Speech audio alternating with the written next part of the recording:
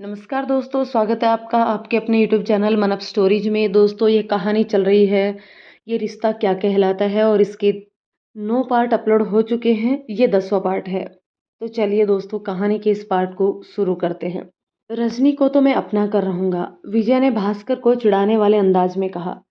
भास्कर को गुस्सा आया। उसने अपने दांत पीस लिए और मुट्ठी भींच ली, लेकिन घर का कार्यक्रम होने की वजह से वह खुद पर नियंत्रण रखकर चुप रहा। विजय, तुझे तो मैं बाद में देख लूंगा, लेकिन तू रजनी से दूर रहना, भास्कर ने कहा।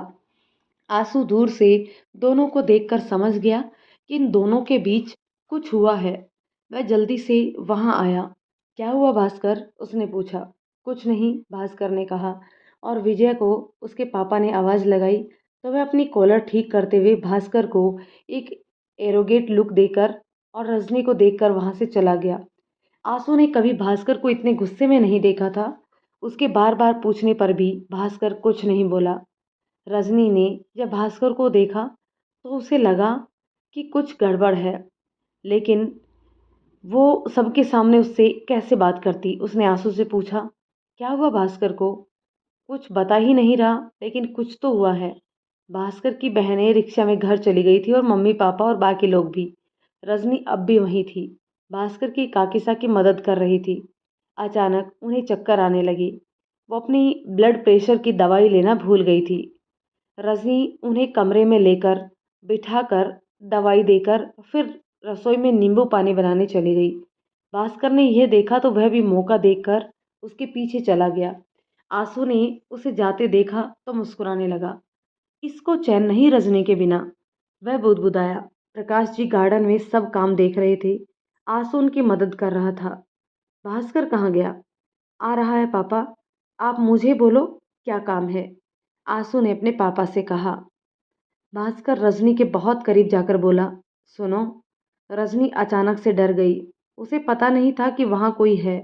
अचानक उसके इतना करीब आने से वो घबरा गई, पर भास्कर को देखकर सामान्य होकर फिर से नींबू पानी बनाते हुए बोली, क्या नींबू पानी बना रही हो? तुम्हें भी पीना है? नहीं तो क्या काम है फिर? एक बार गले से लगा लो ना। भास्कर, पागल हो गए हो क्या? यहाँ सब हैं, किसी ने देख लिया तो? कोई नहीं देखेगा। सब क्या सोचेंगे? मैं बाहर जाकर थोड़ी ना बताऊंगा कि रजनी ने मुझे गले से लगाया है, भास्कर ने शरारत से कहा। सब बाहर हैं रजनी, यहाँ बस मैं और तुम हैं। कहते हुए वो रजनी के और करीब आ गया। उसने रजनी को पीछे से बाहों में भर लिया। रजनी घबराने लगी। उसकी धड़कनें तेज हो गई। उसे डर लग रहा था। भास्कर, कोई आ जाएगा, रजनी ने बड़ी मुश्किल से ये सब कहा। सबको पता है रजनी हमारे बारे में, भास्कर ने उसके बालों में खोदते हुए कहा। फिर भी हम बेशर्म तो नहीं बन सकते ना भास्कर। अच्छा ठीक है, फिर एक किसी दे दो और फिर मैं चला। भास्कर, रजनी ने परेशान होते हुए थोड़ा चिल्लाकर कहा। भास्कर ने अपनी हथेली से उसका मुंह दबा दिया और दोनों एक दूसरे की आंखों में देखने लगे। भास्कर ने कहा, किस दे दो वरना बाहर जाकर सबको बोलूंगा कि रजनी ने मुझसे गले लगाने की जिद की और मैंने ना कहा तो गुस्सा कर रही है। रजनी की आंखें बड़ी हो गई। उसने भास्कर का हाथ हटाते हुए कहा, जाओ कह दो, कोई नहीं मानेगा, सब मुझे जानते हैं। रजनी ने नींबू पानी ग्लास में डाला। हाँ, लेकिन ये भी तो जानते हैं कि तुम मुझे पसंद करती हो, भास्कर ने बहुत ही आत्मविश्वास से भरकर कहा। तुम मुझे ब्लैकमेल कर रहे हो? रजनी ने मासूमियत से पूछा। नहीं, मैं तो बस मेरे हिस्से का प्यार मांग रहा हूँ। ऐसा मौका बार बार नहीं मिलता। फिर तुम्हें भी अफसोस होगा कि तुमने मेरी बात क्यों नहीं मानी, भास्कर ने मुस्कुराते हुए कहा। मुझे कोई अफसोस नहीं होगा। अब हटो यहाँ से, रजनी ने ट्रे हाथ में लेते हुए कहा। भास्कर ने ट्रे वापस नीचे रखकर उसे कहा, नहीं जाने दूंगा। तुम बहुत बुरे हो, रजनी ने बच्चों सा मुंह बनाते हुए कहा। ओ मैडम, बुरा होता तो मांग नहीं रहा होता, ले लिया होता, गुस्से में भास्कर ने कहा और जाने लगा। रजनी ने उसका हाथ पकड़कर उसे रोक लिया, फिर जल्दी से उसके गाल पर किस कर दी और ट्रे लेकर बाहर चली गई। भास्कर को कुछ देर बाद समझ आया कि रजनी उसे गाल पर चूम कर गई है। वह मुस्कुरा दिया। वह बाहर आया और रजनी को घूर कर देखने लगा। रजनी ने आंख मारकर जीतने वाली मुस्कान बिखेर दी। काकासा ने भास्कर से पूछा, तू क्या कर रहा था इतनी देर से अंदर? भास्कर अब भी रजनी की ओर देख रहा था। उसके मुंह से अचानक निकल गया, कुछ करने ही कहाँ दिया। क्या? काकासा ने पूछा। रजनी घबरा गई। वह बोली, मैं अब घर जाती हूँ, बहुत देर हो गई है। हड़बड़ाते हुए वह जल्दी से घर चली गई। कुछ नहीं काकासा। काकासा ने भास्कर के कान पकड़कर पूछा, तू रजनी के साथ था? क्या किया तूने उसके साथ? कुछ भी नहीं काकासा, उसने कुछ नहीं करने दिया, भास्कर ने कहा। सभी हंसने लगे। काकासा ने भास्कर से गंभीरता पूर्वक कहा, भास्कर बेटा, वो लड़की बहुत अच्छी है, उसका कभी दिल ना दुखाना, और वह अभी छोटी भी है। उसके साथ कुछ भी ऐसा ना करना कि उसे तकलीफ हो। तू समझ रहा है ना मैं क्या कहना चाहता हूँ? भास्कर ने उनको समझाते हुए कहा, काका साहब, मैं उससे बहुत प्यार करता हूँ, उसके साथ कुछ गलत करने की सोच भी नहीं सकता। आप विश्वास रखिए, मैं कुछ नहीं करूँगा ऐसा जिससे उसे तकलीफ हो। काकासा ने उसके कंधे गर्व से थपथपाए। उसके चेहरे पर मुस्कुराहट थी। भास्कर भी अपने घर आ गया, पर रात में वो सो न सका। नींद उसकी आंखों से कोसों दूर थी। रजनी के आने से घर जाने तक का एक एक पल वह फिर से जी रहा था। उधर रजनी भी भास्कर को याद कर रही थी और मुस्कुरा रही थी। इधर विजय भी रजनी के बारे में ही सोच रहा था। उसे बार बार रजनी की बॉडी दिख रही थी। उसके मन में उसको पा लेने की तड़प उठी। उसने ठान लिया कि वो रजनी को अपना बनाकर ही दम लेगा, चाहे इसके लिए उसे जो भी करना पड़े। रजनी भी सो नहीं पा रही थी। सोन परी। वह सोचने लगी कि एक भास्कर है जिसने उसे सातवें आसमान पर पहुंचा दिया था, और एक जयेश जिसने उसे धरातल पर लाकर पटक दिया। वह मन महसूस कर रह गई। भास्कर का शब्द सोन परी और जयेश का शब्द सेक्सी में कितना फर्क है। रजनी सोच रही थी दोनों शब्दों के भेद को। वह फिर से खुद को भास्कर के साथ बीते वक्त में जाने से ना रोक पाई। आंसू की बर्थडे के अगले दिन मोहिनी ने रजनी से कहा कि भास्कर भैया ने तुझे मोड़िया मगरी मिलने बुलाया है। शाम को 7:30 बजे मोड़िया के कच्चे रास्ते पर मिलना है। यार, भास्कर समझता क्यों नहीं? इस तरह मिलना संभव नहीं है, और शाम को वहाँ गांव के कच्चे रास्ते पर लाइट भी नहीं होती। कैसे जाऊंगी मैं यार? उस वक्त मेरा मंदिर जाने का टाइम होता है, रजनी ने झुंझलाते हुए कहा। मोहिनी ने रजनी की चिंता दूर करते हुए कहा कि मंदिर आते वक्त चली जाना। जितनी देर तू मंदिर रहती है उतनी देर भास्कर भैया के साथ समय बिता ले। देख, तेरा भाई अभी बाहर गया है तो तेरी आधी टेंशन तो वैसे ही खत्म। रजनी को सही लगा। उसे पंकज का ही डर रहता है, और वो तो है ही नहीं। शाम को भास्कर के दोस्तों ने पूरी तरह सब देखने के बाद कि कोई खतरा नहीं है तसल्ली की। उनका पूरा ध्यान था कि कोई मुसीबत ना आ जाए। रजनी घर से निकली तब भी उन सभी का ध्यान था कि कोई उसको नोटिस तो नहीं कर रहा है या फिर पीछा। रजनी नहीं जानती थी कि सबकी नज़र उस पर है। रजनी चलते चलते उस जगह पहुंच गई जहां भास्कर ने उसे बुलाया था। वहां काफी अंधेरा था। उसका दिल घबरा रहा था। वह कभी उस रास्ते पर पहले नहीं गई थी। गांव की ओर जाने वाले कच्चे रास्ते के वहां थोड़ा जंगल जैसा था। भास्कर रजनी का हाथ पकड़कर उसे एक अंधेरी जगह ले गया, जहां बिल्कुल भी कहीं से भी रोशनी नहीं आ रही थी। रजनी कुछ भी नहीं देख पा रही थी, यहाँ तक कि भास्कर का चेहरा भी नहीं। भास्कर, ये तुम हो? रजनी ने पूछा। हाँ रज्जू, घबराओ मत, मैं ही हूँ, कहकर उसने जेब से एक छोटी सी टॉर्च निकालकर थोड़ी रोशनी की, जिससे वह रजनी को एक पत्थर पर बिठा सके। दो पत्थर आमने सामने रखे थे। भास्कर ने उसे एक पर बिठाया और सामने वह बैठ गया और टॉर्च बंद कर दी। भास्कर, हम यहाँ क्यों आए हैं? यहाँ बहुत अंधेरा है, मुझे डर लग रहा है, रजनी ने घबराते हुए कहा। रजनी का हाथ अपने हाथ में लिया। रजनी ने महसूस किया कि भास्कर के हाथ बहुत ठंडे और मुलायम थे। भास्कर का स्पर्श पाकर रजनी के बदन में सिहरन दौड़ गई।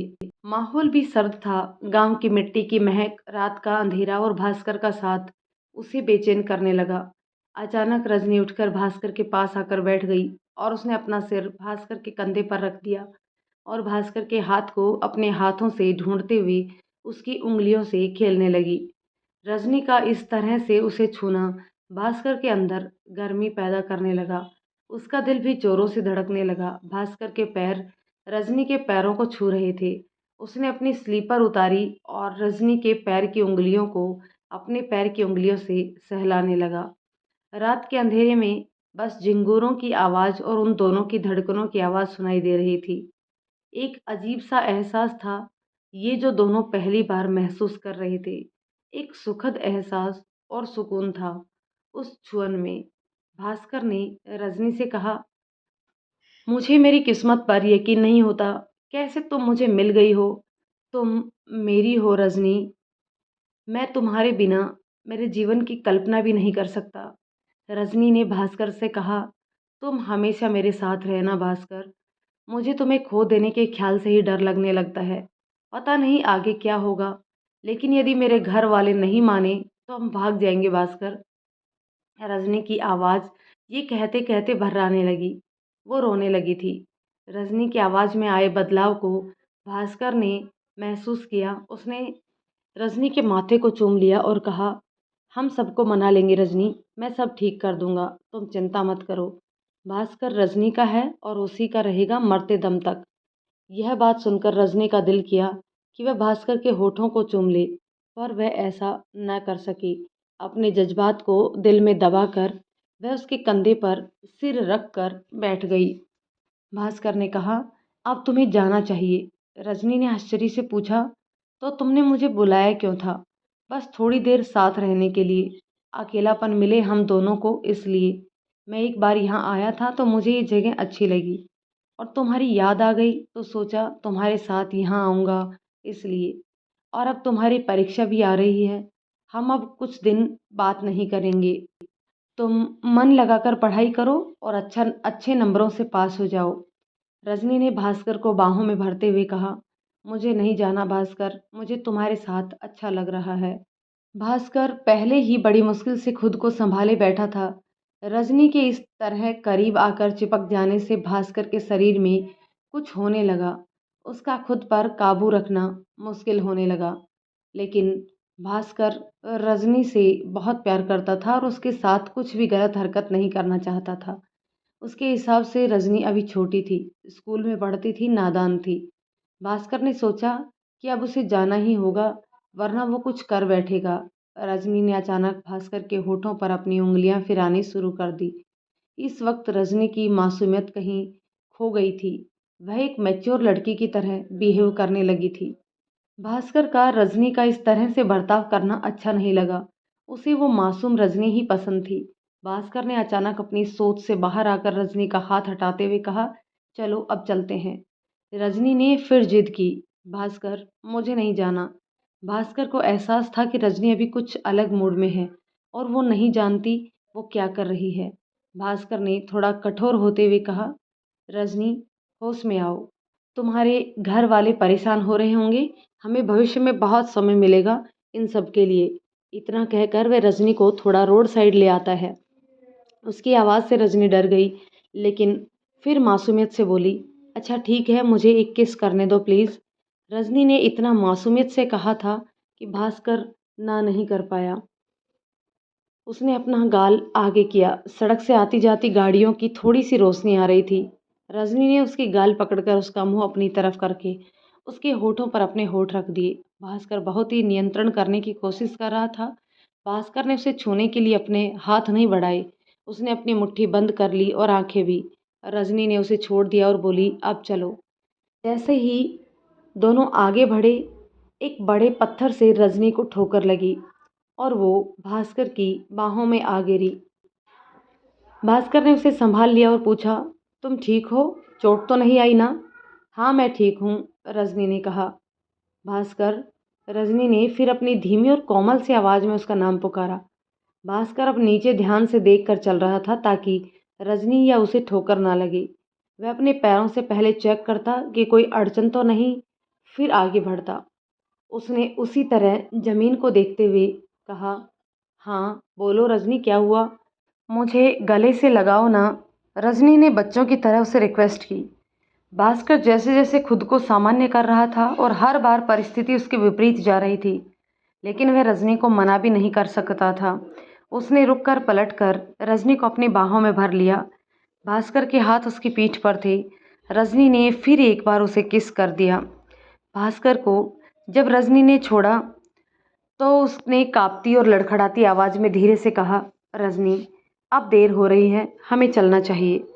रजनी भास्कर से दूर हुई। उसे थोड़ी शर्म भी आ रही थी, लेकिन वह बहुत खुश थी। वो दोनों बाहर आ गई।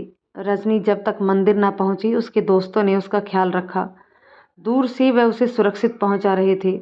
भास्कर और उसके दोस्तों का बस स्टैंड पर एक अड्डा था बैठने का।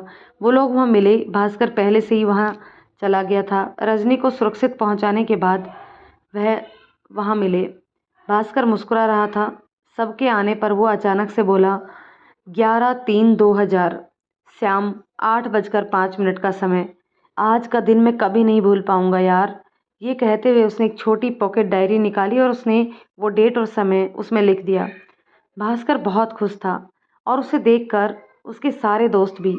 नरेश सबके लिए कोल्ड ड्रिंक लेने चला गया। उधर रजनी भी मंदिर जाकर हाथ जोड़कर मन में कहती है, आपको बहुत बहुत धन्यवाद प्रभु। आपने भास्कर जैसा प्यार करने और समझने वाला लड़का बनाया और उसे उपहार स्वरूप मुझे दे दिया। मैं उसे कभी खुद से दूर नहीं जान करूँगी। आपका उपहार मैं जीवन भर संजो कर रखूँगी अपने साथ।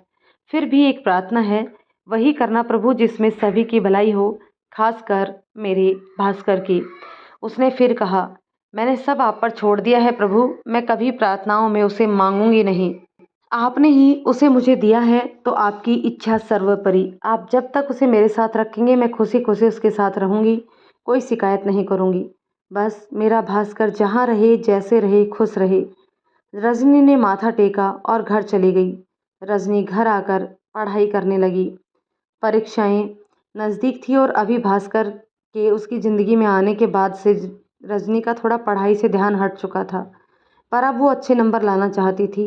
उन्होंने तय किया था कि अब नहीं बात करेंगे परीक्षा तक। मैं भास्कर को निराश नहीं करना चाहती थी।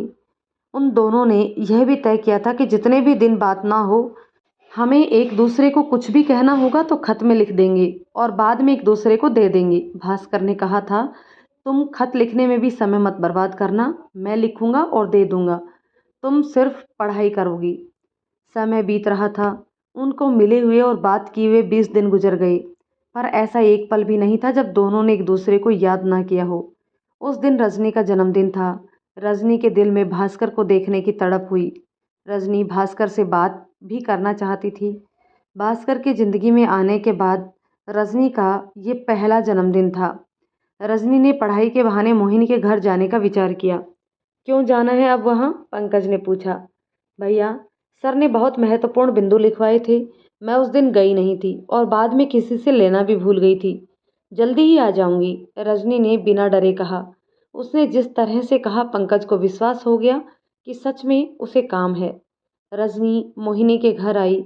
मोहिनी ने भास्कर को फ़ोन किया और बताया रजनी आई है, आपको मिलना हो तो आ जाओ अभी। भास्कर तुरंत ही वहाँ आ गया। रजनी ने उसे गले से लगा लिया। ये बहुत दिनों तक बात ना होने और ना मिल पाने की तड़प थी कि रजनी की आंखें नम हो गई।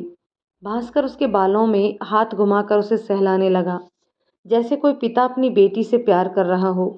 ठीक उसी तरह का दुलार भास्कर रजनी को कर रहा था। थोड़ी देर बाद उसने रजनी को खुद से दूर करते हुए कहा, आज शायद भगवान से कुछ भी मांग लेता तो मुझे मिल जाता। आज मन में कब से ख्याल आ रहा था कि काश मैं रजनी से मिल पाता, उसे बर्थडे विश कर पाता।